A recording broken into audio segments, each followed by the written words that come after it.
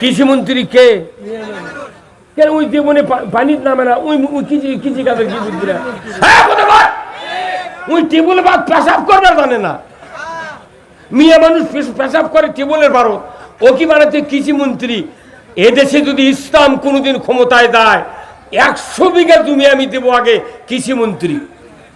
এই 100 বিঘা জমি তোমার খরচে আবাদ করবে, কান্দা কাটা, হাল বোয়া, জমির বেসন ফেলান, বেসন লাগা, নিড়ানি, সার, কীটনাশক দিয়া কাটার টাকা ও রোপার টাকা তুমি দিয়া 100 বিঘা জমি আবাদ করে তোমাকে দেখাতে হবে, দেখো বাংলার কৃষকেরা কেমন খাটনি করে ধান আবাদ করে। তুমি জীবনে পানির নামনি, কাদো ঘাটনি, জমি আবাদ করনি, তুমি কিসের মূল আর কৃষিমন্ত্রী?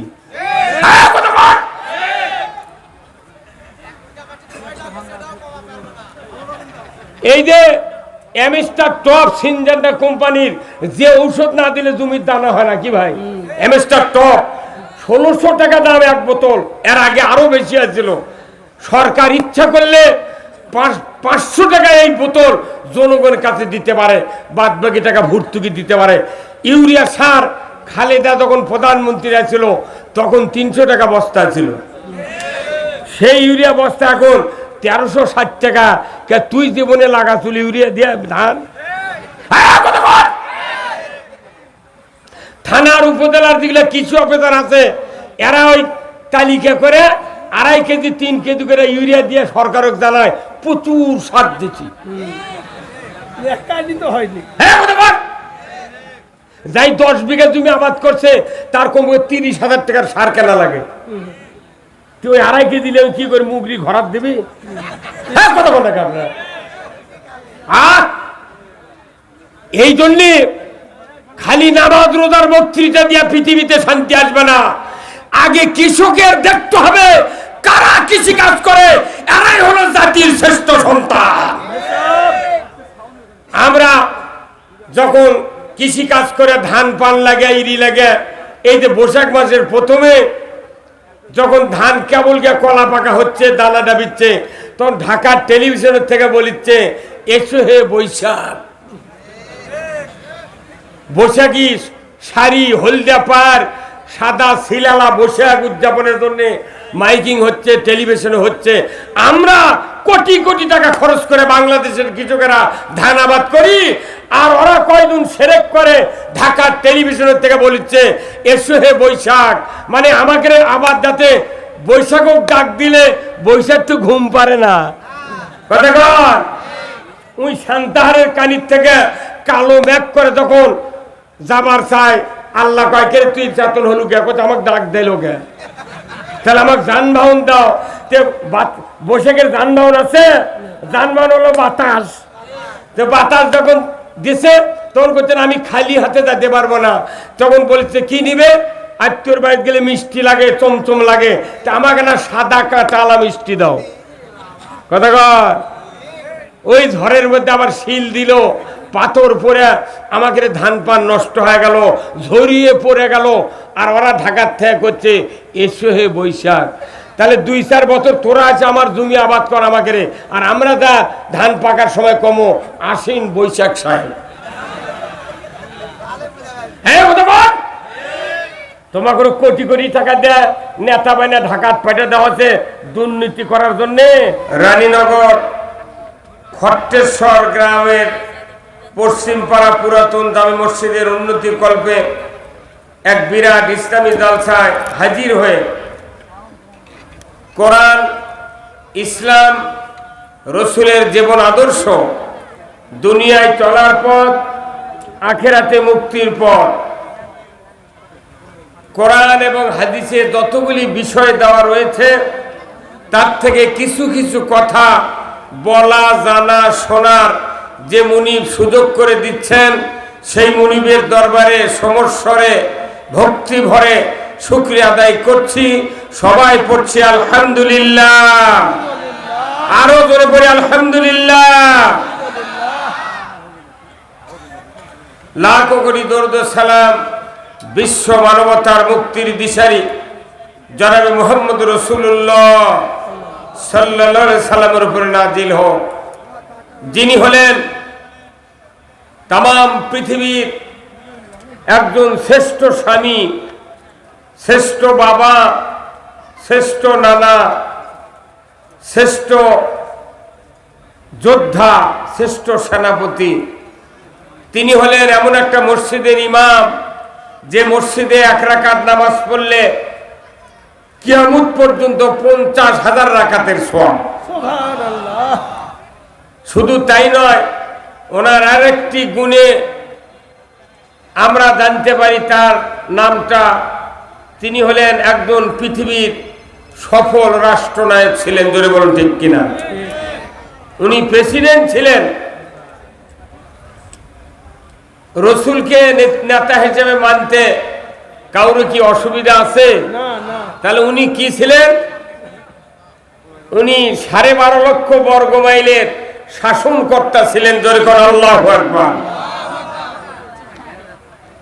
তো ওনার ওই মসজিদে আজও 1 রাকাত নামাজ পড়লে 50,000 রাকাতের সওয়াব। আর আমাদের এই মসজিদে নামাজ পড়লে 27 গুণ সওয়াব। তাও হতেও পারে, নাও পারে। যারা খালি শুক্রবারে নামাজ পড়ে, ই যদি জমজমের পানি দিয়ে উযু করে, এর 27 গুণ সওয়াব হবে না। এই কত কোন না আপনারা? এই চশমালা ভাই, আপনি কত কোন না?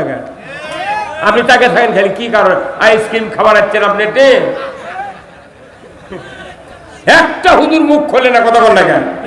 ওটি এক হুজুর 10 মিনিট দাঁড়িয়ে থাকার পর হাত দিয়ে ইশারা করতে তেনকে বলছে। কথা কোরআন এবং হাদিসের পক্ষে যদি আপনার কানে যায়, আপনাকে স্বতঃস্ফূর্ত ভাবে সমর্থন জানাতে হবে। কথা ঠিক কিনা? আমি যদি বলি, বলেন তো জেনা করা হালাল না হারাম? আপনারা কি বলবেন? মেলা মানুষ হারাম কয়নি, উনি এখনো বুঝিচ্ছে। এই কতক্ষণ? সুদ খাওয়া হালাল না হারাম? তে বাংলাদেশে সুদ হালাল না হারাম? হারাম আছে। আল্লাহ করছে হারাম কোরআনে, বাংলাদেশে সুদ হারাম নাই। আল্লাহ বলছেন চুরি হারাম, বাংলাদেশে চুরি হারাম নাই। আল্লাহ বলছেন জানা হারাম, বাংলাদেশে জানা হারাম নাই। লাইসেন্স দিয়ে জানা করার হচ্ছে। কথা ঠিক কিনা? বাঘের মতো আপনার যদি চিৎকার না করে উত্তর না দেন, আমি তো কথা বলতে পারবো না। তাকে থেকে লাভ কি? যতক্ষণ মুখ আছে ততক্ষণ কথা বলতে হবে। কত ছোটে নেতার পক্ষে কথা বললেন, অমুক নেতার চরিত্র ফুলের মতো পবিত্র, নামাজ পড়ে না 1 ওয়াক্ত, গাঁজা খায় 6 ওয়াক্ত। হ্যাঁ কতবার? সেগুলো নেতারই খবর নাই, সব নেতা গুদো হয়ে গেছে। হ্যাঁ কতক্ষণ টাকা? এখন আছে খেতারা। এই বাংলাদেশে আগে হচ্ছিল সার পোকা। কতক্ষণ টাকা? সার পোকা হয়েছিল বালিশের মধ্যে, মশারির কানির, চকির চিপেট, খেতার মধ্যে। কতক্ষণ? সেই সার পোকা বিষ দিয়ে মারা হচ্ছে। বালিশ রাত্রে শুয়ে থেকে কামড়াছে, ঘুমের ভেতরেই 2 হাত দিয়ে আঙ্গুল দিয়ে সার পোকা ধরে টিপ দিয়ে মারিয়ে আবার লাকড় দিয়ে সঙ্গীছে। হ্যাঁ কতক্ষণ? বাংলাদেশে অসৎ চরিত্রের লোকরা সার পোকার মতো বালুস, মশারি, খেতা, চকির চিপা একদম ভরে গেছে। কথা ঠিক কিনা?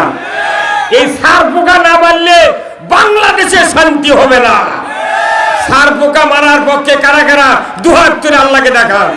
নারায়ে তাকবীর, নারায়ে তাকবীর। আল কোরআনের আলো। বুড়ো হয়ে গেছে, ঘর জ্বালিচ্ছে। ঘর জ্বালে বুড়া বাপ মরিছে, দাদা মরিছে, নানা মরিছে, আবার লাঠি করে মারা খেয়ে যাবি। আল কোরআনের আলো সংসদের আলো। হ্যাঁ কতক্ষণ? আল্লাহ রসুল 10টি বছর 12.5 লক্ষ বর্গ মাইল কোরআন দিয়ে শাসন করেছেন। জোরে করে আল্লাহু আকবার। আল্লাহ রসুল যে মসজিদে ইমামতি করেছেন, ভাই আপনাকে হলো না, এই স্টার্ট করে তাড়াতাড়ি বসে পড়েন তো। এই ভাই আপনারা কি দান বসেন, দান। হুজুর বসেন, হুজুর বসেন। হুজুরা বসবে না, দেখিচ্ছে কোনটা ভুল ধরা যায়। 6 লাইন বেশি পড়তে চকাতুল মাদ্রাসাল্লাহরা জেদারুল করে, জেদারুল মরদ আছে, জেদারুল ওর আগে খাড়া থাকার বুদ্ধি নাই। কথা কোন টাকা না বসেন, হুজুরা বসবি পরে, আগে ভুল ধরবি তারপরে। কি কথা কি? হ্যাঁ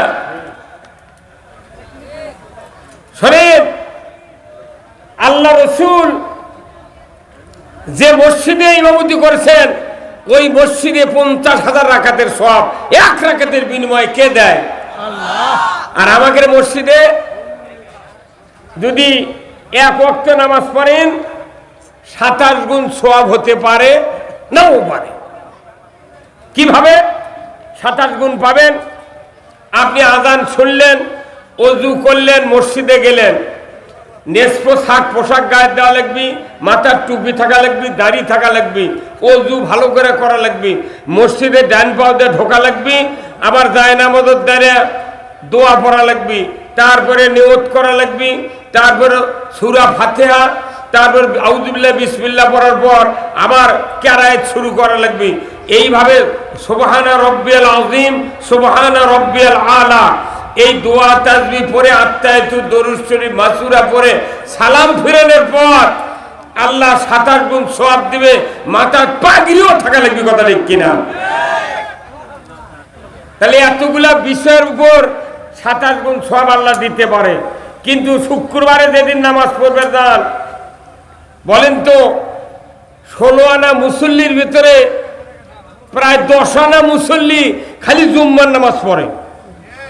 এই কথা বল তো, এক রাকাত নামাজ জুম্মার দেয়া পড়লে ওই এক ওয়াক্ত 27 গুণ সওয়াব আল্লাহ দিবি। এই ভাই কথা কোনটা ঘড়িয়ালা ভাই কি দিবি? তে বাংলাদেশে শুক্রবারে 10 আনা মানুষ খালি এক ওয়াক্ত পড়বে যায়,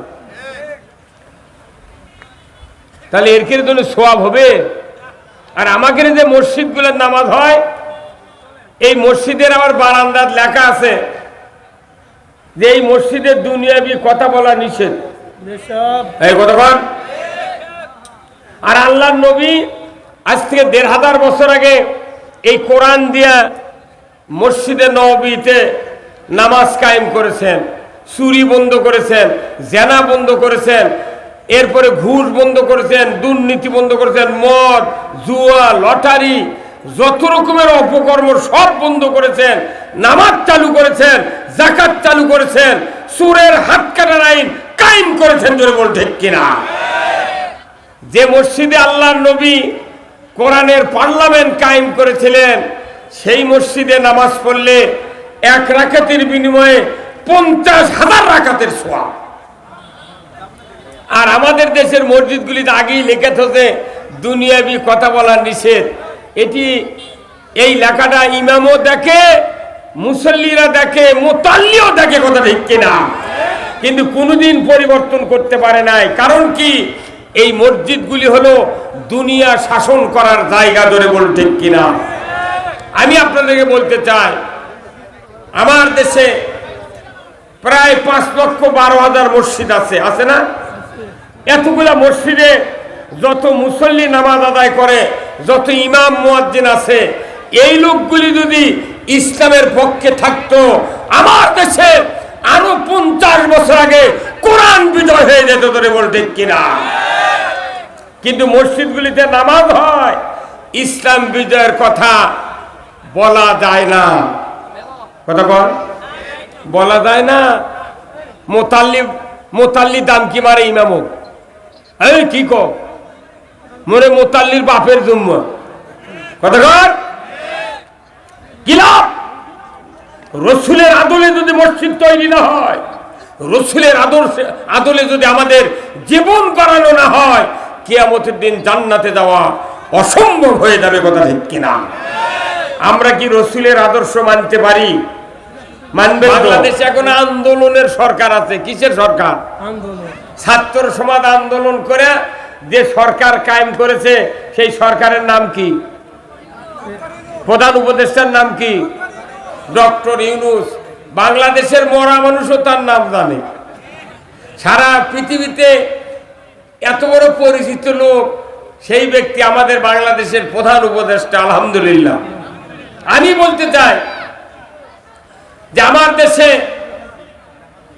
প্রায় শতকরা 87 জন ইমানদার, আলহামদুলিল্লাহ। শতকরা কতজন? 87 জন ইমানদার। বলুন তো, এই ইমানদারের দেশে নামাজি বেশি না বেনামাজি বেশি? কতক্ষণ? এই যে 54 বছর ধরে বক্তৃতা হলো, 5,12,000 মসজিদের ইমামতি চললো, 90,000 মাদ্রাসার ইমামতি চললো, 20,000 পীরের তরিকা চললো, 1 লক্ষ বক্তার বক্তৃতা চললো, 2 কোটি 4 লাখ তবলিগের লোক চললো, 1 লাখ বক্তার 15 কোটি শ্রোতা চললো, তারপরে হাজি আছে 25,11,974 জন, এত মসজিদের ইমাম মুয়াজ্জিন, 8,20,000 মাদ্রাসার শিক্ষক শিক্ষিকা, তারপরে আপনারা কাগজ কলমে যোগ করা নাই, কিচ্ছু নাই, হঠাৎ করে কইলেন বেনামাজি বেশি। তার মানে বেনামাজি বেশি আপনার বাড়ির থেকে চিন্তা করছেন যে আমাদের বাড়ির 10 জন মানুষ, তার 2 জন নামাজ পড়ে আর 8 জনই পড়ে না। হ্যাঁ, কতক্ষণ না? তাহলে আপনার বাড়ির হিসাব দিয়ে বাংলাদেশের রেজাল্ট কি, কথা ঠিক কিনা? তাহলে এইভাবে যারা আমরা মুরব্বী হয়ে যাচ্ছি, অনেকের বাড়িতে 12 থেকে 22 বছর পর্যন্ত যুবক আছে, ছেলে মেয়ে আছে, তারা কি সবাই 5 ওয়াক্ত নামাজ পড়ে? এখন পড়ে না। তাহলে এই সন্তানরা যখন বেনামাজি, তখন পিতামাতারা লস খাচ্ছি, আমরা লসে আছি। এই লসের থেকে লাভ করা দরকার আছে না নাই? তাহলে এই লাভের বক্তৃতা কোরআনে আছে না নাই? তাহলে এই লাভের বক্তৃতা আমি করবো, আপনি কি শুনতে রাজি আছেন? তাহলে শোনেন আমার ভাইরা, বাংলাদেশের সমস্যা হলো কালেমা পড়বি, অর্থ বুঝবি, কিন্তু কাজ করবে না। বাংলাদেশে নামাজির তুলনায় বেনামাজি অনেক বেশি। এত বক্তৃতা করে লাভ কি?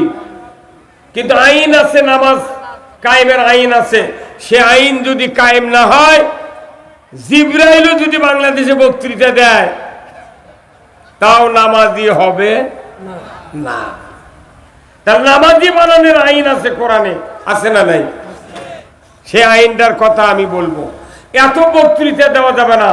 যত বক্তৃতা বাংলাদেশে হচ্ছে, এই বক্তৃতার কোনো অ্যাকশন নাই, কোনো রিয়াকশন ছাড়া অ্যাকশন নাই। আসুন আমরা সবাই মিলে আইনের বক্তৃতা শুনবো। বলুন তো, আইন কয় প্রকার? আইন কয় প্রকার? 2 প্রকার। কোন কয় প্রকার? 2 প্রকার। একটা আল্লাহর আইন আর একটা মানুষের আইন। তাহলে আইন কয় প্রকার হলো? তা আমরা যারা মানুষ হিসেবে দুনিয়া এসেছি, আমাদের সৃষ্টিকর্তা কে? আল্লাহ। তাহলে আমাদের যিনি বানাচ্ছেন, তার যখন আইন মানবো, তখনই আমরা আল্লাহর বান্দা, কথা ঠিক কিনা? আইন না মানলে বান্দা হওয়া যায় না। আইন যদি মানতাম বাংলাদেশের মানুষ, তাহলে নামাজি অবশ্যই বাড়ত, কিন্তু নামাজের আইন আমরা মানি না, যার কারণে বক্তৃতা দিয়া বাংলাদেশে কোনো কাজ হয় না। আমার ভাইরা, এবার মাইক আলা কোনটি ভলেন দাও তো, আস্তে আস্তে মাইক যাবে যাচ্ছে। বক্তা যখন ওঠে তখন ভলিউম দেয়, আস্তে আস্তে টিপে টিপে বন্ধ করে। কি হলো আমার ভাইয়েরা? কিয়ামত পর্যন্ত নামাজ কায়েম করো, মসজিদে আযান দাও। কিয়ামত পর্যন্ত যদি এই পদ্ধতি চলে, সমাজে নামাজ কায়েম হবে না। আর নামাজ যদি কায়েম হয়, আমার নবী বলেছেন, যদি কোনো মানুষের সন্তান থাকে নামাজি, এই নামাজি সন্তান বাবা মারা গেল, ওই বাবার কবরের পাশে গিয়া সন্তান যদি বিসমিল্লাহ সহ একবার সূরা ফাতিহা তেলাওয়াত করে, আর বিসমিল্লাহ সহ 3 বার যদি সূরা ইখলাস তেলাওয়াত করে, নবীজি বলেছেন ওই সন্তানের আমলনামায় 30 পারা কোরআন খতমের সওয়াব লেখা হয়। এই সন্তান যদি পিতামাতার কবরের পাশে দাঁড়িয়ে আল্লাহর কাছে হাত তুলে দোয়া করে, রব্বিরহামহুমা কামা রব্বায়ানি সগীরা, দেখে দাও দেবে গেল তো।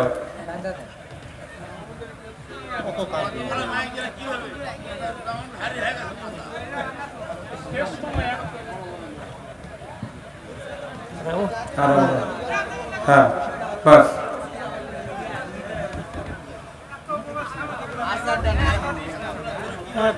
আল্লাহ রাব্বুল আলামিন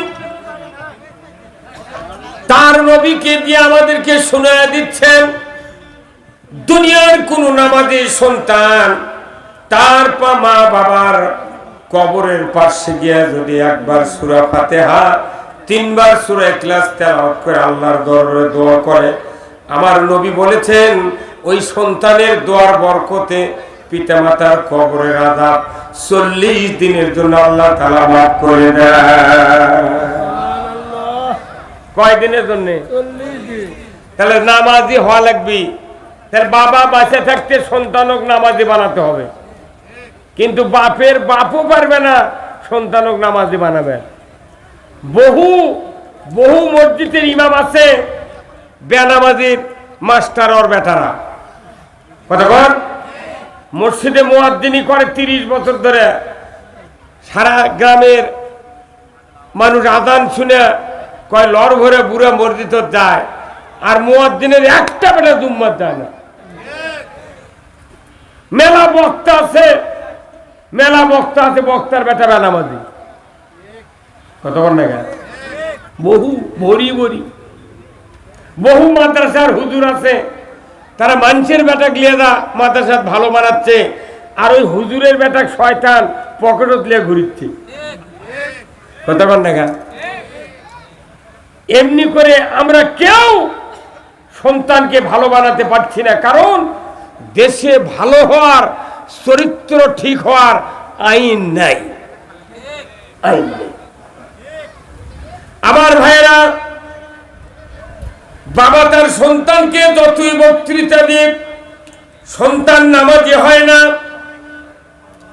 বাবা সংসার জীবনে যতই ছেলেকে সংসারের ব্যাপারে ব্যবস্থা করে দিয়ে করে খাওয়ার জন্য দেখা যায় সন্তান ভালো হয় না।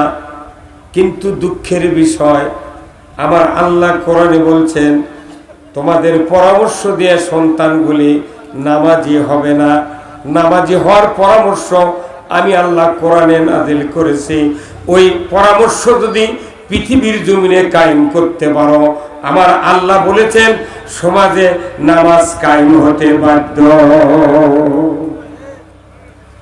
আমার আল্লাহ বলেছেন সূরা আল হজ 41 নম্বর আয়াত, আল্লাযীনা ইম্মাক্কান্নাহুম ফিল আরদ আকামুস সালাতা ওয়া আতাউয যাকাতা ওয়া আমারু বিল মারুফ ওয়া নাহাউ আনিল মুনকার ওয়া লিল্লাহি আকিবাতুল উমুর। আমার আল্লাহ বলেছেন ও মুসলমান, যদি তুমি কোন ভূখণ্ডের প্রধানমন্ত্রী হও, রাষ্ট্রপতি হও, সরকার হও, প্রেসিডেন্ট হও, ক্ষমতায় যাও, তাহলে তোমরা 4টা দফা চালু করবে, 4টা আইন চালু করবে।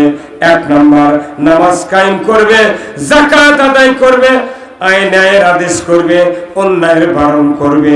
এই 4টা আইন সমাজে যতক্ষণ কায়েম না হবে ততক্ষণ নামাজ কায়েম হবে না, যাকাত আদায় হবে না, ন্যায়ের আদেশ ন্যায় কায়েম হবে না, অন্যায় বারণ করার সুযোগ থাকবে না। কার কথা? আল্লাহর কথা। আমি নামাজের বক্তৃতা দিই, কিন্তু নামাজ যে আইন লাগবে সরকারের, এই আইনের কথা হুজুর রাখবার পারে না।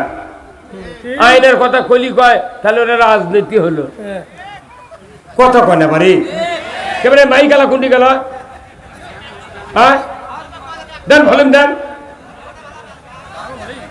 কি ভলিউমই নাই তো।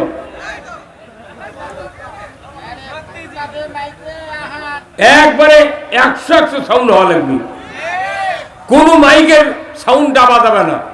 কারেন্ট লাগে আরো 4 লাইন লাও। কি আমি যে কথা বললাম, সন্তানগুলিকে সকল ইমানদারকে নামাজি বানানোর জন্য দায়িত্ব আল্লাহ দিয়েছেন। ওয়ালিল্লাহি আকিবাতুল উমুর, সরকারকে আমি দায়িত্ব দিলাম। আমার পক্ষ থেকে সবচেয়ে বড় ধরনের একটা আদেশ আল্লাহ দিয়েছেন, সরকারগুলিকে, যত সরকার বাংলাদেশে 54 বছর হলে কায়েম হয়েছে, একটা সরকার নামাজ কায়েম করে নাই। এই হুজুর মাথা ঝোকান কে? আপনি ঠিক বলেন না, মাথা ঝোকাবে রাখছেন, এটি মুখ দিয়ে কথা বলা লাগবে, কথা ঠিক কিনা? নামাজ কায়েম করবে সরকার। তাহলে নামাজ কায়েমের সরকারই কোনদিন বাংলাদেশে কায়েম হয় নাই। বাংলাদেশে সরকার কায়েম আছে মহিলার বল খেলা। কি রে, ক্লাস 9-এর ছাত্রী, ক্লাস 10-এর ছাত্রী, ইন্টারের ছাত্রী, হাফ প্যান্ট পরে, সবুজ গেঞ্জি, পেটত বলে লাল ছাবা আছে, লাল সবুজের পতাকা, বিদেশত যা জিতে আসিচ্ছার টেলিভিশনে বলতেছে যে মহিলা দল এরা বিদেশের মাটিতে গিয়া বাংলাদেশের ভাবমূর্তি গৌরব উজ্জ্বল করেছে। হ্যাঁ, কার বিটিক লিয়ে যা খেলে তোরা এত প্রশংসা নিচ্ছু? তোর বিটিক লিয়ে গেছিল কোনদিন? হ্যাঁ, কোন নেতার বিটিক খেলায় না, কোন নেতার বেটা বাংলাদেশে লেখাপড়া করে না। যত নেতা আছে বাংলাদেশে, প্রায় নেতার বেটা বিটি বিদেশে পড়ায়। হ্যাঁ, সব নেতার বেটারা বিদেশত পড়ে। আর এই দেশের মধ্যবিত্ত নিম্নবিত্ত মানুষের সন্তানদেরকে প্রলোভন দিয়ে ওর কেড়ে পাশে চামচাগিরি শিখায়, চামচাগিরি শিখে ওর কেড়ে পাও টিপে দেয়, কথা অনুযায়ী যা কয় তাই শোনে। এদেরকে দিয়ে দুনিয়ার অশান্তি সৃষ্টি করে দুনিয়ায়। আর ওই নেতা যখন মরবি, মরার আগে বেটাক বিদেশের থেকে নিয়ে আসে, উই যে এমপি মরবি, ওই এমপির পদত আবার দাঁড়িয়ে দিয়ে উই মরে যায়। বাপ যা করিছে বেটারাও তাই করে, কথা ঠিক কিনা? আর আমাকে করছে হুজুর কো কি হলো, কথা কর। আর এই সুযোগ বাংলাদেশে দেওয়া হবে না। হ্যাঁ, তোমার বেটা বিদেশত পড়ে, আর আমাকে বেটা বেটি এটি পড়ে, চাকরি তো আমাকে দেয় না, ওর কেড়ে বেটা বেটি চাকরি দেয়। আর যত মুক্তিযোদ্ধা ছিল ওর কেড়ে খালি যদি পানি খিলেছে কোনো মুক্তিযোদ্ধা, তার বেটাকে চাকরি দিচ্ছে। মুখরা কথা বল। আল্লাহ তাআলা কোরআনে বলছেন, সরকার ছাড়া নামাজ কায়েম করতে কেউ পারবে না। কার কথা? চিৎকার করেন, কার কথা?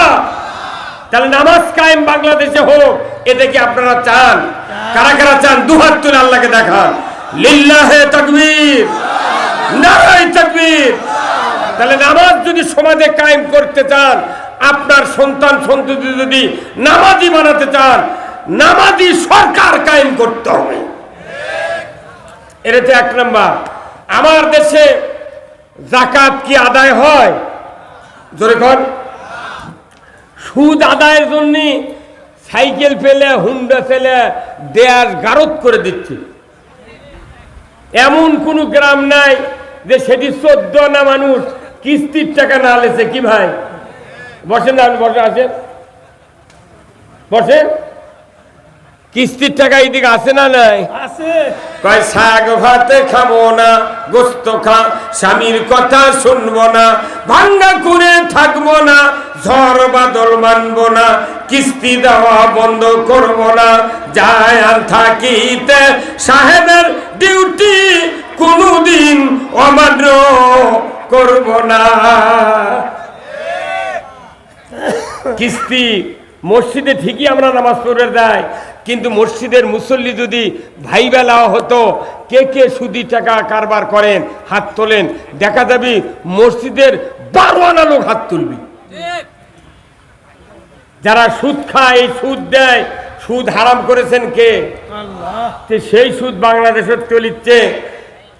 হজ, উমরা, দাড়ি, টুপি, জুব্বা, পাগড়ি দেখলে মনে হচ্ছে জিবরাইল হেঁটে যাচ্ছে। হ্যাঁ হুজুর, কি সুদি টাকার বিরুদ্ধে কথা কন না গা? আল্লাহ কোরআনে বলছেন আহাল্লাল বাইয়া হাররামার রিবা, ব্যবসা হালাল সুদ হারাম কে করেছেন? আল্লাহ কোরআনে বলছেন ইয়া আইয়ুহাল্লাযিনা আমানু লা তাকুলুর রিবা, ঈমানদাররা সুদ খায় না। কার কথা? আচ্ছা বলুন তো ভাই, কেউ যদি ওযু করে 22 সারে ওযু থাকে, কথা ধরে কোয়া লাগবে। একটা মূর্খ মানুষ, একবারে মূর্খ মানুষ ওযু করছে, ওই মসজিদের ওযুখানাতে ওযু করে, ওখান থেকে ওযু করে এসে মসজিদে ঢুকতেছে। ঢোকার আগে বাংলাদেশে মসজিদে কি সব মানুষ জুতা বাহিরে রাখে? এই রাখে? কেন রাখে না? দেখছেন মোর জানে ভারে, যে দেশে লক্ষ লক্ষ হাজার হাজার প্রশাসনিক কর্মকর্তা আছে, হাজার হাজার নেতা আছে, অফিসার আছে, সব আছে, 54 বছর ধরে মসজিদে জুতা চুরি বন্ধ হয়নি। যাই জুতা চুরি বন্ধ করার পারেনি, ই কি সুদ হারাম করবি? বাংলাদেশের মুসল্লিরা মসজিদে যখন ঢোকে জুতা নিয়ে, ওই মসজিদের মধ্যে মুসল্লি ঢোকার আগে জুতা ঢুকায়, জুতাতে এইভাবে ধরে না। যদি কাদো থাকে জুতার তলার, তাহলে জামাত ধরবি। সেই জন্য মুসল্লি করে কি এইভাবে জুতা ধরে। তার মানে কি মুসল্লি ঢোকেইনি, আগে জুতা ঢোকায়। বাংলাদেশের জুতা কি কি দামি জিনিস কি কথা কোন টাকা? তাহলে এই জুতা আবার রাখিছে সামনে, সামনে জুতা রাখছে, রাখার পরে এই জুতা সামনে রাখিছে। অনেক মুসল্লি আছে তারা চোখ মুজে নামাজ পড়ে, পড়ে কি পড়ে না? এখন চোখ মুজে সেজদাত গেছে, আবার ওই সেজদাত থেকে উঠে আবার ওই চোখ মেলে দেখে জুতো আছে নাকি। বাংলাদেশে একটা মুসল্লি নামাজও পড়া লাগবে, জুতো পাহারা দেওয়া লাগবে। হ্যাঁ কতক্ষণ না কাঁপবে? এই বাংলাদেশের সংসদে মসজিদে যে জুতা চুরি হয় কোনোদিন আলোচনা করেনি। হ্যাঁ কতক্ষণ টাকা আপনারা সংসদে কোনোদিন আলোচনা করছে জুতা চুরি, হুন্ডা চুরি, গরু চুরির কথা কথা? ওটিটা ওরা ওরা খালি মারামারি আর হুড়াহুড়ি, অন্য কোনো কাম নেই। আপনার নাম কি? এই যে আপনি আপনি তো দেরি করছেন।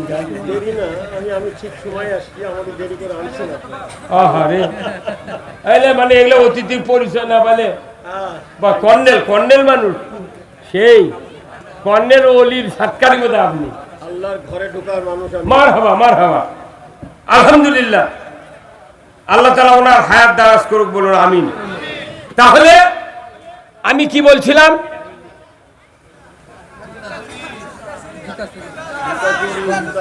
যে দেশে 87% ইমানদার, এতগুলা নেতা, এতগুলা পুলিশ, এত বিডিআর, আর্মি, এত ইমাম, এত বক্তা, এত পীর, এত তবলিগ, এত জামাত, এত ইসলামী দলের লোক, এত ইমানদার, সেই দেশের মসজিদে জুতা চুরি হয় কি? তাহলে জুতা চুরি যে দেশত বন্ধ হয়নি, এই দেশত জীবনে সুদ বন্ধ করতে পারবে না। ভাইরা আমার, দেশে যে সুদ চলছে, আপনাদের বিবেকের কাছে আমার প্রশ্ন, একজন অশিক্ষিত লোক, মূর্খ মানুষ মসজিদের অজুখানার থেকে অজু করে এসে মসজিদের তার জুতার নিরাপত্তা দেওয়ার জন্য কোমর ছাপড়িয়ে পায়ের কাছ থেকে জুতাটা হাতে নিয়েছে। নেওয়ার সময় পেছনের রাস্তা দিয়া বাতাস বেরিয়ে গেছে। এই অশিক্ষিত লোক জীবনে কি ওই অবস্থায় মসজিদে ঢুকবে না, আবার উজু করতে যাবে? ওই আবার উজু করবে যাবি না? ওই শুনবি ভাই আমার বাতাস বাড়াতে অজু করা লাগবে, শুনবি? ওই মূর্খ লোক জানে যে কাম হচ্ছে শব্দ হয়নি, গন্ধ বাড়ায়নি, অতএব আমি যে কাম করছি অজু নাই। উনি আবার ঘুরে গেছে অজু জায়গা, যা যে লোকের কাছ থেকে উঠে আসছে ওই লোক বলতেছে ভাই তুমি না এক্ষুনি অজু করে গেলে, তোমার আবার ঘুরে আসার কারণ হচ্ছে সমস্যা। তাহলে একটা মূর্খ মানুষও জানে যে অজু করার পর বাই ছাড়লে অজু নষ্ট হয়ে যায়, থাকে না। তাহলে রোজা করে কেউ যদি দুপুরবেলা এক প্লেট ভাত খায় আর রোজা থাকবে না?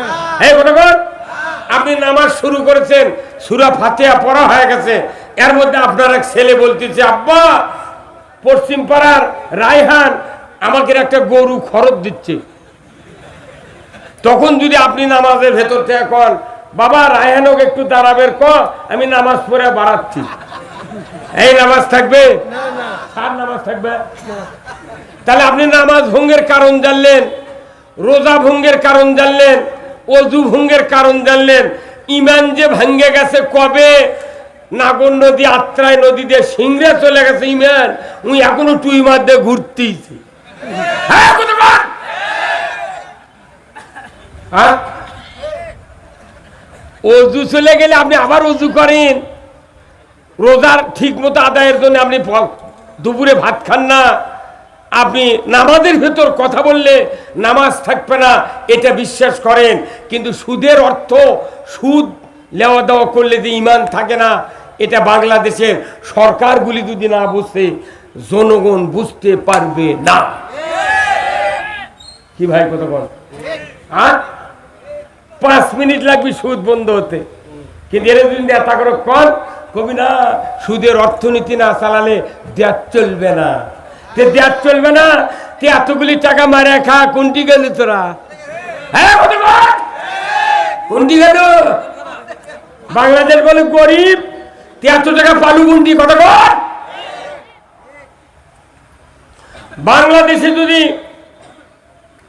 প্রতি বছর 1000 কোটি টাকা যদি আদায় করা হয় যাকাত সরকারের মাধ্যমে, তাহলে 1 লক্ষ গরিব মানুষ 1 লক্ষ করে টাকা দেওয়া যাবে। 20 বছর যাকাত আদায় করলে বাংলাদেশে ভিক্ষা করার মতো লোক থাকবে না। অথচ টাকা মারা খাওয়ার জন্য খালি করছে গরিব মানুষ, দেশ চলে কি দিয়ে? কতক্ষণ দেশ চলে না কেন? কোটি কোটি টাকা মানুষের বাড়ির থেকে সরকারের তহবিলে যায়, কিন্তু সুষ্ঠু বন্টন নাই, হিসাব নাই। মোত্তাকি লোক শাসন ক্ষমতায় না থাকার কারণে আজকে দেশে অন্যায়গুলি হওয়ার কারণে মানুষের ভাগ্যের পরিবর্তন হয় না।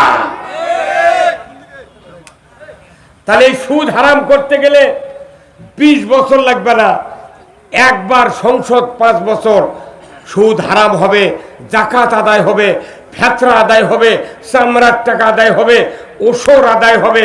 আমার দেশে একজনও দুঃখী বাঙালি গরিব থাকবে না। অথচ আল্লাহ কোরআনে বলছেন আকিমুস সালাত ওয়া আতুজ যাকাত, জোরে বলুন ঠিক কিনা? যাকাত চালু করো, নামাজ কায়েম করো, কিন্তু আমার দেশে মানুষের পেটে ক্ষুধা, খাবার নাই।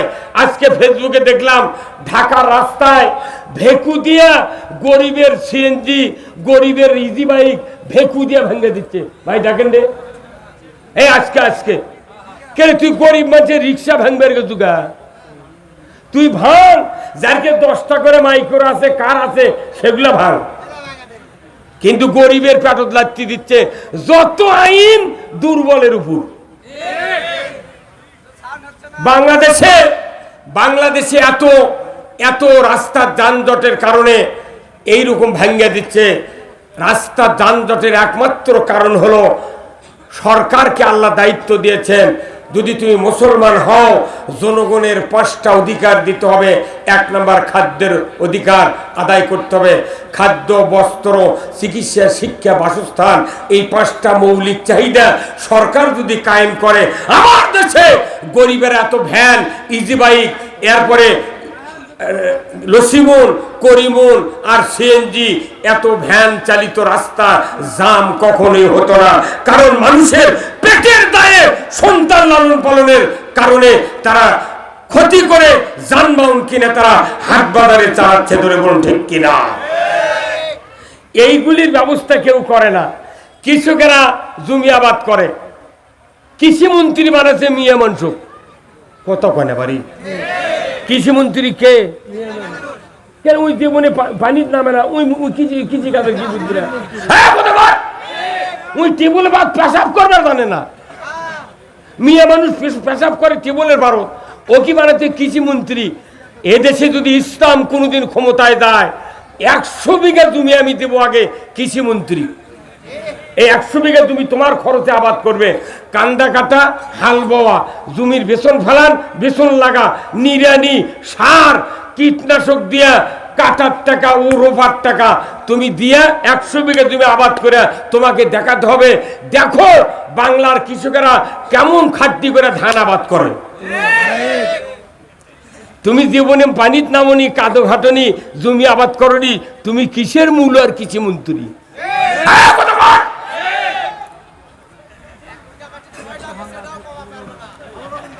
এই যে এমএসটা টপ সিনজেন্টা কোম্পানির যে ঔষধ না দিলে জমির দানা হয় না কি ভাই?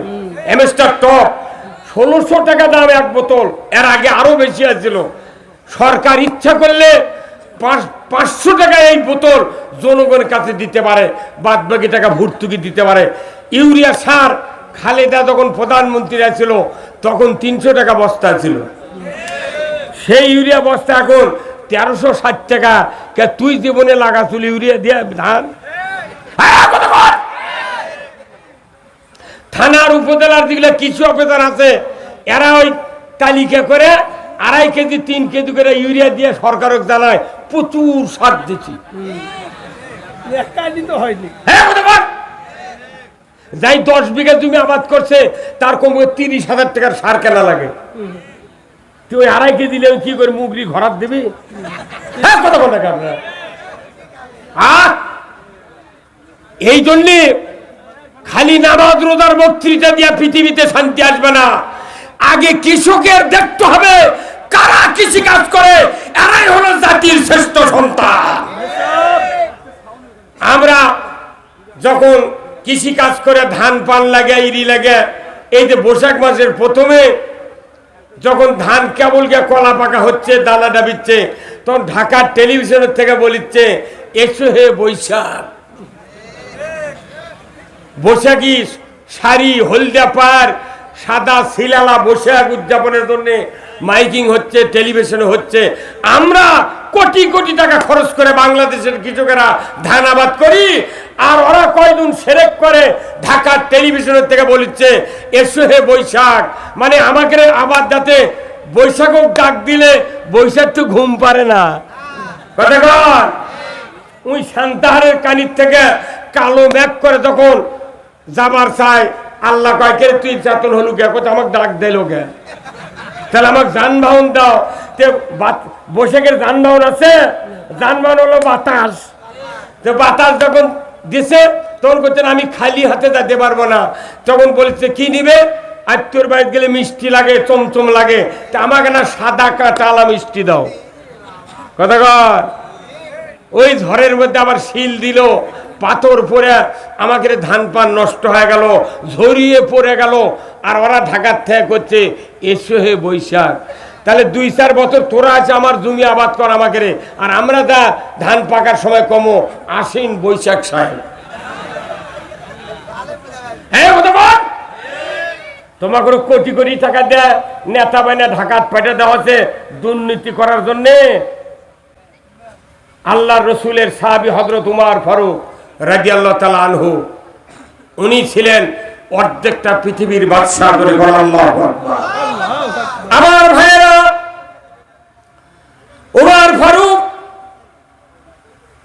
আল্লাহর নবীকে কতল করার জন্য আবু জাহেলের পরামর্শ অনুযায়ী 100টি উট পুরস্কার পাবে। এই পুরস্কার নেওয়ার জন্য আবু জাহেলের পরামর্শ ভিত্তিতে উমর তরবারি উঁচিয়ে বলল, উমর তোমার জবান যদি ঠিক থাকে আমি নিমিষের ভিতরে মুহাম্মাদের মাথা কেটে তোমার হাতে দিয়ে দেব। নাউযুবিল্লাহ। আবু জাহেল বলল, উমর রে, তুমি যদি মাথাটা কাটতে পারো আমি তোমাকে পুরস্কার দেব। আমি জবান দিয়ে বলছি, তুমি মাথাটা এনে আমার হাতে দিয়ে দাও। উমর তরবারি নিয়ে তীক্ষ্ণ রোদের কিরণের ভেতর দিয়া মরুভূমি প্রান্তর দিয়ে চলে যাচ্ছে। যাইতে যাইতে সাফা মারোয়া পার হয়ে আল্লাহর রাসূল তার বাসভবনের সামনে সাহাবাদেরকে নিয়ে বসে আছেন। এমন সময় উমর ইবনুল খাত্তাব বাড়ি থেকে বের হয়ে মাঝ পথে গিয়া যখন উলঙ্গ তরবারি ধার চিকমিক করছে, ঊর্ধ্বশ্বাসে রসুলের বাড়ির দিকে চলে যাচ্ছে, এমন সময় নঈম নামের একজন ব্যক্তি উমরকে ডাক দিয়ে বলে, উমর, এত ঊর্ধ্বশ্বাসে ক্ষিপ্ত অবস্থায় তুমি এত তড়িঘড়ি করে কোথায় যাও? বলে, আমি যাচ্ছি মুহাম্মাদের মাথাকে কাটার জন্য। নঈম বলে, উমর রে, খবরদার, মাথা তো তুমি কাটতে পারবে না, বরঞ্চ তোমার মাথাটাই বিক্রি হয়ে যাবে রসুলের পদতলে।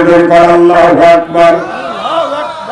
উমর রাগে টকবক করে বলল, নঈম, রাস্তা ছেড়ে দাও, আমাকে যেতে দাও। আমি মক্কার মাথা পেরিয়ে চলে যাব, সাফা মারোয়া পাহাড়ের চিপা দিয়ে চলে যাব মুহাম্মাদের বাসায়। আমি কিচ্ছু দেখব না, তরবারি দিয়ে তার মাথা কাটবো, তুমি রাস্তা ছেড়ে দাও।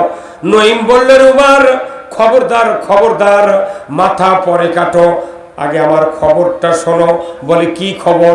বলে, ওই যে তোমার ভগ্নিপতি আর ফাতেমা তোমার বোন, তার বাড়ির কাছ থেকে আমি এক্ষুনি আসলাম। আমি দেখলাম তারা ওই মুহাম্মাদের উপর ঈমান এনেছে, কালিমা পড়েছে, আল্লাহর উপর বিশ্বাস স্থাপন করেছে। তুমি নিজের ঘর সামলাও, মুহাম্মাদের মাথা পরে তুমি কাটতে যাও। জয় কন্যা আল্লাহু আকবার। উমর রাগ করে রাস্তা বাইপাস ধরে তার ভগ্নিপতির বাড়ির দিকে যাওয়া শুরু করলো।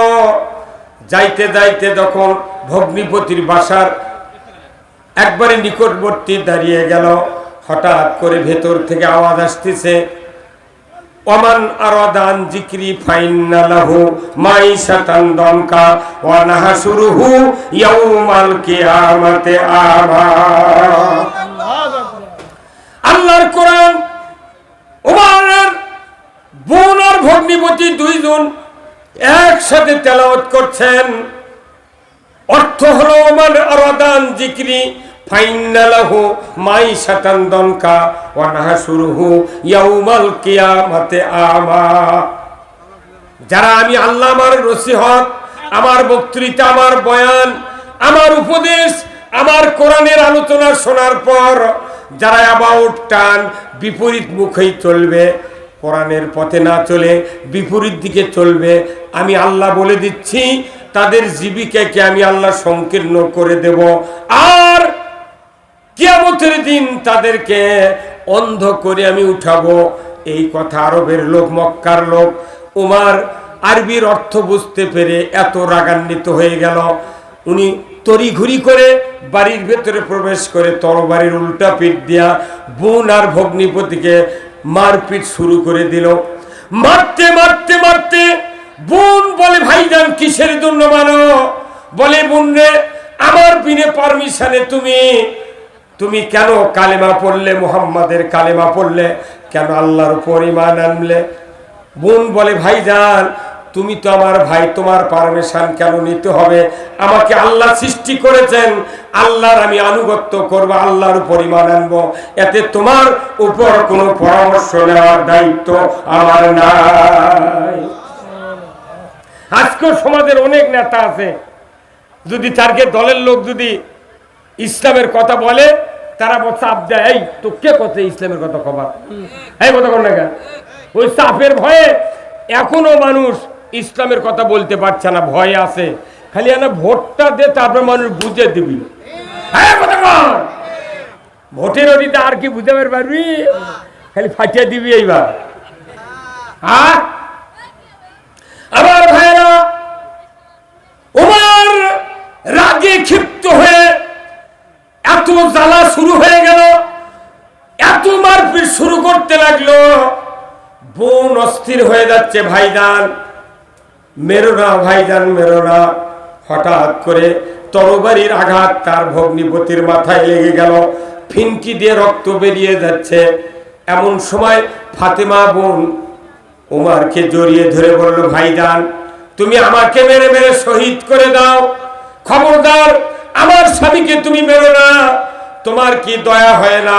এই যে মাথা ফেটে ফিনকি দিয়ে রক্ত বেরিয়ে যাচ্ছে, তোমার কি দয়া হয় না? উমার তখনই ভগ্নিপতির রক্তর দিকে নজর করার সাথে সাথে এমন একটা মায়া আল্লাহ তাআলা সৃষ্টি করে দিলেন, ওই রক্ত দেখা মাত্রই উমার দুর্বল হয়ে গেল। আল্লাহু আকবার। দুর্বল হওয়ার সাথে সাথে উমারের হাত থেকে তরবারি পড়ে গেল। উমার বলছে, বোন রে, ভুল করেছি রে বোন, আমি বুঝতে পারি নাই, তোমরা কি পড়ছিলে আমাকে দিয়ে দাও, সেই খণ্ডটি আমি তেলাওয়াত করব। বোন, আপন বোন বলছে, ভাইজান যদি তোমার হাতে এই খণ্ডটা দিই আমি অপরাধী হব, গুনাহগার হব, কারণ তুমি তো নাজাসাত, অপবিত্র, তুমি মুশরিক, তোমার হাতে খণ্ডটি দেওয়া যাবে না, তুমি গোসল করো, পবিত্র হও, তারপরে খণ্ডটি দেওয়া হবে। জোরে কন্যা মারহাবা। সেই ফুলেরই রৌশানীতে আরশ করছে রৌশান, সেই ফুলেরই রঙ লেগে আজ ত্রিভুবন জালা, সাহারাতে ফুটল রে ফুল, রঙিন গোলে লা লা, সাহারাতে ফুটল রে ফুল। জোরে কন্যা মারহাবা। চীনের রসিক ভুবর বুলবুল, সেই ফুলের ঠিকানাই, কেউ বলে হযরত মুহাম্মদ, কেউ বা কামলে ওয়ালা, সাহারাতে ফুটল রে ফুল। জোরে কন্যা মারহাবা। কি ফুল মক্কাতে রসুল ফুটালেন, সেই ফুল যার নাকে গন্ধ লাগে সে আল্লাহর রসুলের দেওয়ানা হয়ে যায়। যেরকম আল্লাহু আকবার। আজকে এখানে আমার মহব্বতে আপনারা আসেন নাই, আব্দুল খালেক শরীয়তপুরীর মহব্বতে আসেন নাই, এখানে মহব্বতে এসেছেন কোরআনের। জোরে বলুন ঠিক কিনা? এই কোরআনের মহব্বতে যারা এসেছেন, আল্লাহ আপনাদের তামাম জীবনের গুনাহ মাফ করে দেবে। জোরে বলুন আল্লাহু আকবার। আজকের এই রানীনগর, খট্টেশ্বর, এই নওগাঁ জেলার ভেতরে, বগুড়া জেলার ভেতরে এত বড় গ্রাম কোথাও নাই যে গ্রামে, এক গ্রামে 2 ওয়ার্ড। কয়টা ওয়ার্ড? 2টা। তাহলে বিশাল গ্রাম, অথচ এই গ্রামে একটা রাস্তা করেছে, তাই গাড়ি এলো না। হ্যাঁ, কথা কোন নাকি আপনারা কথা? হ্যাঁ, এই গ্রাম কি আজ হচ্ছে না আরো মেলা দিন আগে হচ্ছে? এক রাস্তা করছে হেরিমুখ, তাই 6 ফিট ওষার, না চলে গাড়ি, না চলে ঘোড়া। এটি একটা দামি মেয়ের বিয়ে হয়, ওর হাতে দাঁড় স্কুলের ওটি গাড়ি চড়া লাগে। কথা কনে বাড়ি, কথা কনে গা। আর এই যে উন্নতির জোয়ার উঠলো, উন্নয়নের জোয়ার, মনে হচ্ছে দেশ গোটা সোনার পাত দিয়ে লেপে দিবি। আর এটি গাড়ি এলো না, গাড়ি 1 কিলো দূরে রাখা লাগলো। এটা আমাদের দুঃখ। যারা রাস্তা করে তাদের বিবেক থাকা দরকার যে কমপক্ষে 8 ফিট রাস্তা হলে এই এলাকার জনগণের উপকার হবে। একটা মিনি ট্রাক ইটালিয়া যাতে আসতে পারে, মোটা বালু ইটা ওই স্কুলের রুগের নামে আনে, এই গরিব মানুষগুলো বাড়ি করবার লাগলে ডবল ক্যারিং কস্ট লাগবে। মনে তোর বাপের টাকাতে ঘাটা করছে। আমি বলবো এই রানীনগরের যত নেতৃস্থানীয় লোকেরা আছেন, চেয়ারম্যান আছেন বা সাধারণ যারা উপজেলার সাথে যোগাযোগ করেন, অচিরেই এখন সরকার ঢালাই রাস্তা করতেছে, এটা তাড়াতাড়ি করে ধরে দিয়া, আমার মনে হয় কর্নেল সাহেব, আমাদের সভাপতি সাহেব, উনি যদি একটু উপজেলা ঘোরাঘুরি করেন, আমার মনে হয় 7 দিনের মধ্যে এই রাস্তা ঢালাই করার মতো যোগাযোগ করে পারবে। এই কথা বল না, রাস্তা যদি না থাকে এখানে আসবেন উনি কিভাবে? আমি অনুরোধ করব এই রাস্তাটা তাড়াতাড়ি ইঞ্জিনিয়ারও ক্রয় করে দেন। কি টাকা তো কারু দেওয়া লাগে না, খালি লেখে দিলি রাস্তা হয় রে, হিংসা করে তাই রাখে না। কতক্ষণ লাগে ভাই? 4 ইট পারে কয় উমুক নেতার সৌজন্যে 4 হাত করে কাম করবো কে? এটি থেকে কতখানি রাস্তা। এই রায়হান নামে একটা বক্তা, আপনাকে খট্টেশ্বর একটা কৃতি সন্তান মরহুম আফসার আলী সাহেবের ছেলে, এই পুরো বাংলাদেশ ঘুরে বেড়ায়। আল্লাহর কি কুদরত দেখেছেন? এমনি গল্প করার লাগলে কথা একটা করতে করতে 5 মিনিট লাগে, আটকে যায়। আর যখন বক্তৃতা যায় মাইক ফাটে যায়। এটাই তো আল্লাহর কুদরত। কত শিক্ষিত লোক, কত জবান ভালো আলা লোক গুদো হয়ে যাচ্ছে, কথা কর পারে না। আর রায়হান পুরো বাংলাদেশ টেকনাফ থেকে তিতুলিয়া, সুন্দরবন থেকে পাথুরিয়া পর্যন্ত খালি ঝাঁকিয়া ফেলে দিচ্ছে। আমি এই গ্রামে অনেক দিন আগে আসছিলাম, ওই দিক ওই কালভার দিয়ে ঢুকছিলাম। ওই যে উপজেলার পূর্বে একটা কালভারের রাস্তা আসেনি, তো ওই গ্রাম, এই গ্রামে কোনো বিছনা বিক্রি হচ্ছিল আগে খুব। এখন কি বিছনার ব্যবসায়ীরা আছে? হ্যাঁ, মরদির ভাই। তো এইবার আমার ঘুরে যাচ্ছে চকাদিন জেজারুলের মাদ্রাসার কাজ দিয়ে। আপনারা যারা এই মাহফিলে বসে আছেন, এই মাহফিলে বসাটা আল্লাহ যেন কবুল করে, ধরে কোন আমিন। আল্লাহ কবুল করবেন তখনই যখন আপনাদের নামাজ 5 ওয়াক্ত আদায় হবে। আল্লাহর কাছে সাহায্য চেতে হবে, আল্লাহ তুমি আমাকে দুনিয়ার শান্তি আখিরাতের মুক্তি দাও। কিন্তু তাই এই সাহায্য চাইতে গেলে 2টা জিনিস লাগবে, একটা লাগবে নামাজ আর একটা লাগবে ধৈর্য। বাংলাদেশে নামাজই নাই, বেনামাজি বেশি। 4টি কারণে মানুষ জাহান্নামে যাবে, সাকার নামক জাহান্নামে যাবে। কয়টি কারণ? 1 নম্বর হলো যারা নামাজ কায়েম করবে না, ওয়ালাম নাকু মিনাল মুসাল্লিন, যারা দুনিয়াতে নামাজি হবে না, মুসল্লি হবে না, তারা জাহান্নামে যাবে। কার কথা? আল্লাহ। 2 নম্বর হলো ওয়ালাম নাকু নুতিমুল মিসকিন, মিসকিনের ব্যাপারে যারা ভূক্ষেপ করবে না। বলুন তো যাকাতের দেশে কি চালু আছে? হ্যাঁ, যাকাত চালু আছে? চালু নাই। চামড়ার টাকা গরিবের হক। কার হক? বাংলাদেশে আমার এই জীবনে আজ থেকে 25 বছর আগে কুরবানি দিছি 3700 টাকাতে একটা গাভী কিনে। তখন এক গাভীর চামড়া বেচেছি 2500 টাকা দিয়ে। আর এখন 1.5 লাখ টাকার গরুর চামড়া 300 টাকা। হ্যাঁ, কথা বলা গাভী। কুরবানি প্রতি বছর হয়, কোটি কোটি পশু জব হয়, কিন্তু চামড়ার টাকা গরিবেরা পায় না। যখনই কুরবানি আসে দেখবেন ঢাকার থেকে ট্যানারির মালিকেরা কবি ট্যানারি খারাপ, এবার চামড়ার দাম নেই। এই হুই তুলে একটা করে চামড়া 300 টাকা একবার দাম কবি, গাড়াকার আসবে না, পরে চামড়া মাংনা দেওয়া লাগে।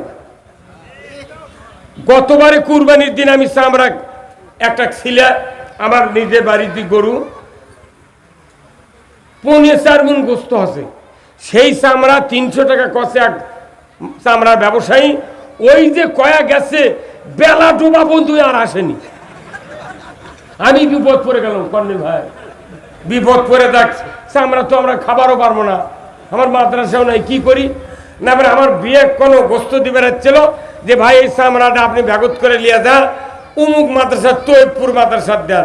সেই মাদ্রাসার দেশে রাত্রে, ওই রাত্রে হুন্ডত করে মুলবি লিয়া যা করির হাটত বেচিছে 700 টাকা দিয়ে। উই আবার বেচিছে সকালবেলা বগুড়া দত্তবাড়ি চামড়ার আড়তত বেচিছে 1250 টাকা দিয়ে। উই আবার বেচিছে, ওর থেকে নাম্বার নিয়ে আমি আবার যোগাযোগ করে দেখি, উই আবার বেচিছে 1750 টাকা দিয়ে। একই চামড়া 300 কয়ালে আইনি, বগুড়া থেকে ঢাকার পাঠিয়েছে 1700। উই বেচিছে কার কাছে এটা আর আমার নাম্বার দেয়নি, যোগাযোগ করিনি। একটা চামড়ার বড় পার্টির কাছে আমি বললাম ভাই উই চামড়া কোনটি নিয়ে যায়? কয় চলে যায় ভারতে। এক ভারত ছাড়া চামড়া পাকাকরণের মেশিন বাংলাদেশ নয়, মুসলিম রাষ্ট্রের কাছে একটা চামড়া পাকা করার মেশিন নাই। চামড়া পাকা করার জন্য ওই চামড়া 3200 টাকা দিয়ে বেচিছে, ঝিলানি করার পর লবণ দিয়ে। এই চামড়া ভারতের থেকে পাকা হয়ে আছে বাটা কোম্পানি পায়ে পায়ে শো কোম্পানির কাছে 10,500 টাকা দিয়ে চামড়া বেচে, আর কাল্লার চামড়া দিয়ে 6 জোড়া স্যান্ডেল তৈরি হয় 499 টাকা করে দাম এক একটা স্যান্ডেলের। এই কতক্ষণ গোটা গরুর চামড়া থাকে, এক একটা শো অরিজিনাল চামড়া দিয়ে যদি কিনবার দান 10,000 টাকা লাগে বাটা কোম্পানির জুতো। তাহলে একটা গরুর পুরো পেট পিঠের চামড়া দিয়ে কমপক্ষে 6 জোড়া লয় 16 জোড়া জুতো হবে। এগুলো টাকা ধনীকের পেটত যাচ্ছে, আর গরিব করছে 300 টাকা দাম হচ্ছে গরুর চামড়া, 20 টাকা হলো ভেড়ার চামড়া, 25 টাকা হলো খাসির চামড়া। গরিব যেটি টাকা পাবি সেটি টাকা নাই। এখন ধান নামিছে, মোটা ধান বড় বড় ব্যবসায়ীরা কিনে কিনে গোডাউনত রোদ দিয়ে থুচ্ছে। গরিবের ধান যখন ফুরাবি এরা সিন্ডিকেট করে 1800 টাকা মন জিরার ধান বেচবি। এই কতক্ষণ ওরকের মাথা ঘুরে যাবি, এইবার সিন্ডিকেট ভাঙ্গে দিবি। এবার কি কতক্ষণ টাকা কোল্ড স্টোরের আলু 100 টাকা কেজি বেচিছে, এইবার বেচিস বাবা আলু এখন লিখছে না 400। খালি আনা সময় দেন বাংলাদেশের গরিবেরা কৃষকেরা। দেখেন এবার ধান 1400-1500, আমার ওখানে 1550 টাকা জিরার ধান। কৃষকের ধানের দাম পাবে, সারের দাম কমে যাবে। যদি কমান না হয় সরকারকে চাপ দেবো আমরা, সার কৃষকের বাড়ি বাড়ি দাম কমে পৌঁছে দাও। খালি নামাজ রোজার বক্তৃতা দিলে মানুষ ভালো হবে না। সার, কীটনাশক, জাকাত, চামড়া, ওষুধ এইগুলি দিয়া মানুষকে ঘরে ঘরে শান্তি দিতে হবে। আর চুরি বন্ধের জন্য হাত কাটার আইন কায়েম করতে হবে। এই বাংলাদেশের চুরি বন্ধ হোক, হাত কাটার আইন চালু হোক। কারা কারা চান দুহাত তুলে আল্লাহকে দেখা। নারায়ে তাকবীর। চোরের হাত কাটার আইন এটি হাত তুললে কায়েম হবে। সংসদে 151 জন ইমানদার লোককে পাঠাতে হবে, তারা আইন পাস করবে চুরি বন্ধের হাত কাটার আইন। অসারিকু অসারিকাতু ফাক্তাওয়াইদেহুমা, চোর আর চুন্নি যদি ধরা পড়ে 5টা গ্যারান্টির পর হাত কেটে দাও।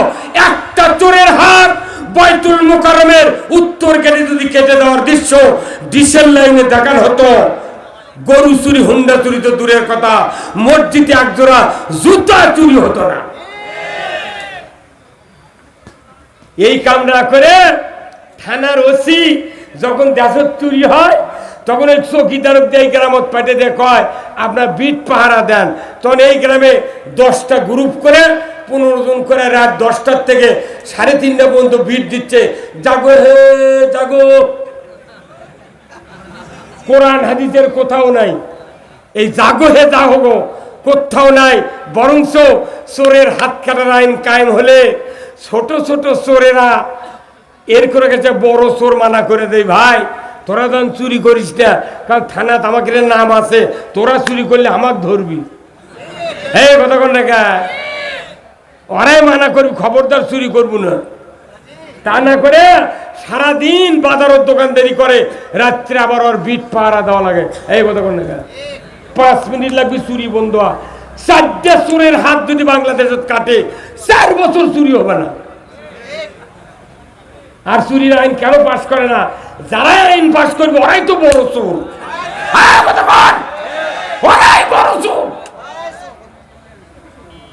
যারা চুরি করবে না, যারা অন্যায় করবে না, এই রকম লোক যদি আজও সমাজের নেতৃত্ব দেয়, এই দেশটা উমারের শাসনের মতো দেশ হবে। জোরে বলেন আল্লাহু আকবার।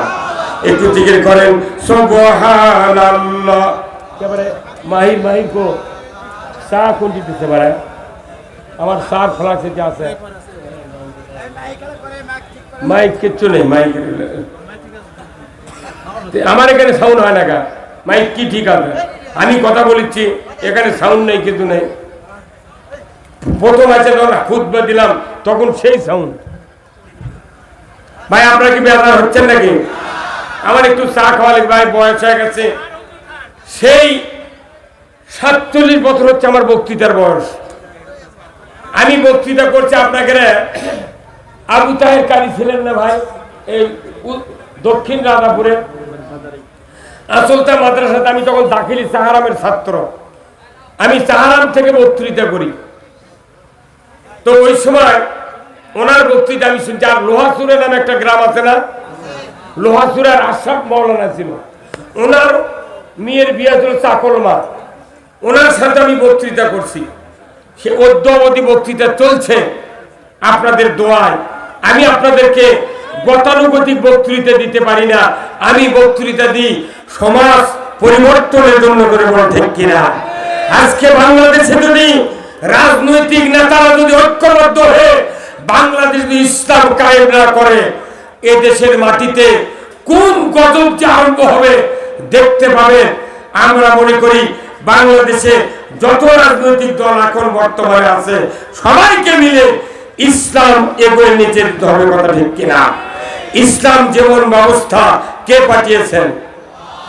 ইসলাম নামক জীবন ব্যবস্থা আল্লাহ পাঠিয়ে দিয়েছেন মানুষের জন্য। জোরে করে আল্লাহু আকবার। আমার ভাইয়েরা, আল্লাহ রাব্বুল আলামিন কোরআনুল কারীমে বলছেন, ইন্নাদ-দীনা ইনদাল্লাহিল ইসলাম, নিশ্চয় ইসলাম নামক জীবন ব্যবস্থা আমি আল্লাহ আমার কাছে প্রিয়। বান্দা তোমাদের কাছে যদি এটা প্রিয় হয়, দুনিয়ায় শান্তি হবে, আখিরাতে মুক্তি হবে, সমাজে চুরি বন্ধ হবে, জানা বন্ধ হবে, ঘুষ বন্ধ হবে, সুদ বন্ধ হবে, অন্যায় অপকর্ম বন্ধ হয়ে যাবে। ইসলাম পাঠিয়েছে আল্লাহ তাআলা মানুষকে শান্তি দেওয়ার জন্য। জোরে কন্যা মারহাবা। সেই ইসলাম কোরআনে আছে, কোরআনে আছে, কোথায় আছে? কিন্তু আমাদের সমাজে নাই। ইসলাম কোরআনে থেকে লাভ নাই, সমাজে কায়েম থাকতে হবে। আমার ভাইরা, আমি বলতে চাই ইসলাম নামক জীবন ব্যবস্থা যে আল্লাহ ফরজ করেছেন কায়েম করা, ওই জীবন ব্যবস্থা যদি বাংলাদেশের আজকে 18 কোটি ইমানদার, যে দেশে শতকরা 87 জন মানুষ ইমানদার, মুসলমানের দাবিদার, ওই দেশে ব্রিটিশের কাফেরের আইন পাশ করা আছে। ধরে বলুন ঠিক কিনা? মুসলমানের দেশে ব্রিটিশের কাফেরের আইন চালু করা আছে। কিয়ামত পর্যন্ত যদি জিবরাইল বক্তৃতা দেয়, বাংলাদেশে শান্তি কায়েম হবে না।